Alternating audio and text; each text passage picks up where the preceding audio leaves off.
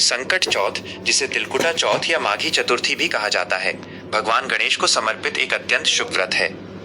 ये व्रत संतान की लंबी आयु और परिवार की सुख समृद्धि के लिए रखा जाता है।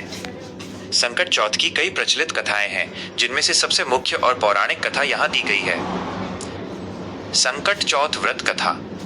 प्राचीन काल में एक बुढ़िया माई थी जो बहुत गरीब थी और भगवान गणेश की परम भक्त थी। वो हर चतुर्थी पर गणेश जी का व्रत किया करती थी। कथा के मुख्य बिंदु। गणेश जी की परीक्षा। एक बार गणेश जी ने बुढ़िया माई की भक्ति की परीक्षा लेने का निश्चय किया। वे एक छोटे बालक का रूप धरकर बुढ़िया के पास आए और बोले, माई, मुझे भूख लगी है, मुझे कुछ खाने को दो। बुढ़िया की श्रद्धा। बुढ़िया के पास केवल थोड़ा सा चूरा और गुड़ था।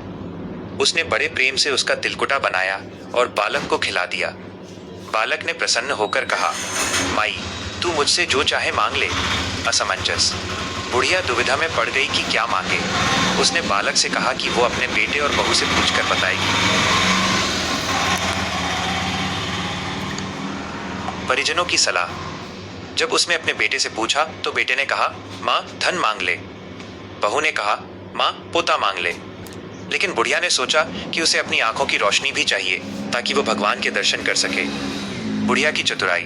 अगले दिन बुढ़िया ने बालक गणेश जी से कहा, हे प्रभु, मुझे 9 करोड़ की माया, धन दो, निरोगी काया, स्वास्थ्य दो, आंखों की रोशनी दो, अमर सुहाग दो और अंत में मोक्ष दो, वरदान की प्राप्ति।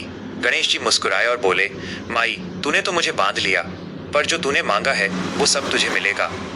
इतना कहकर गणेश जी अंतर्ध्यान हो गए।